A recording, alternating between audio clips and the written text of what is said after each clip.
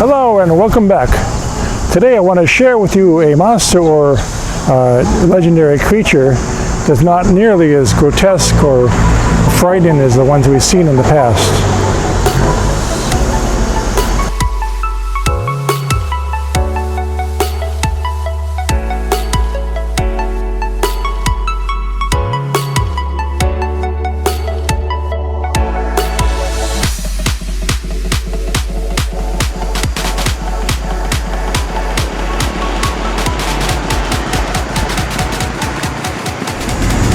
I'm actually standing opposite the gateway to the Chiang Mai Zoo.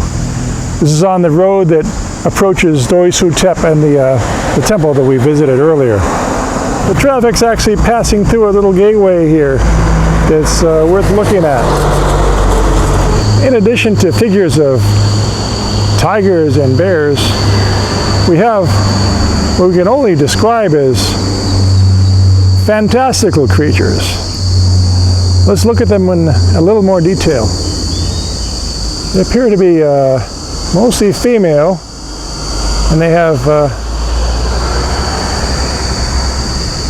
legs of a bird and appearance of feathers. These are the Kinnari or Kinnara of Hindu and Buddhist legend. There's quite a few stories relating to the Kinnari.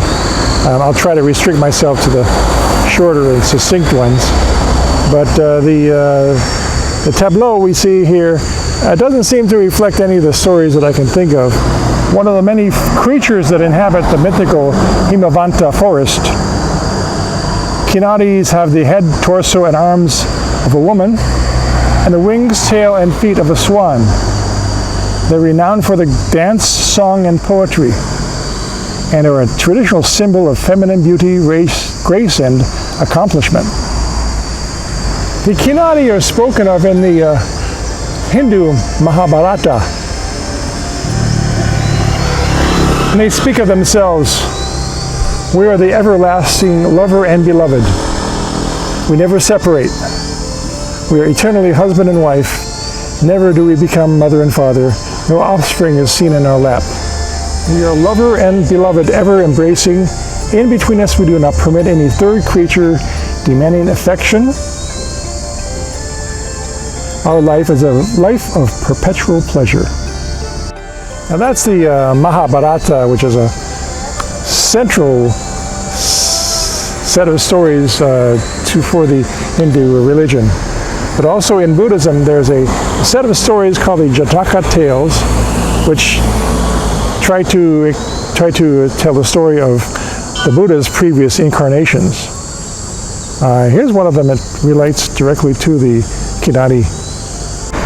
Jataka 504. The Bodhisattva was once a king. He loved to eat venison broiled on charcoal.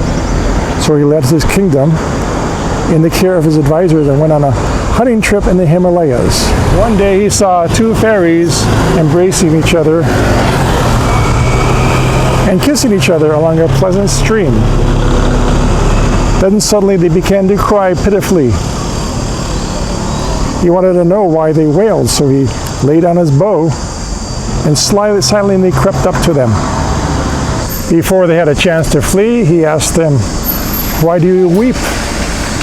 677 years ago, the fairies told him, the storm had set the river rising high, while the couple were on opposite sides, and they had to spend a night apart, separated by the fast-flowing waters.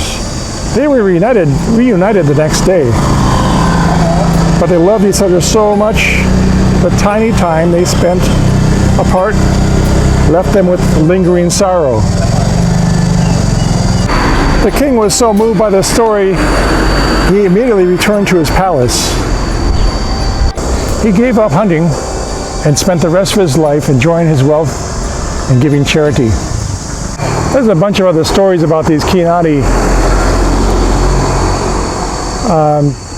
As you can imagine, there's movies, television shows, I'm sure. There's some ancient dances that tell the story through dance. There were actually male Kinnari, but they don't find their ways in the story very much. Here we see somebody's left an offering of strawberry Fanta, which is a really common offering on spirit houses, and see somebody draped a bead necklace around one of the figures. In addition, there's this strange elephant-like figure. It's not really an elephant, since its feet are more like those of a lion. And the name of this chimera I can't place off the top of my head. But there it is. Here's another creature apparently with the head of a boar. I'm not sure what the story is with him. This other creature is floating, but she doesn't seem to be a chimera. She's a pretty normal looking person. So that's our brief introduction to the world of the Kinnari. I hope you enjoy this little glimpse into magical folklore and history. See you next time.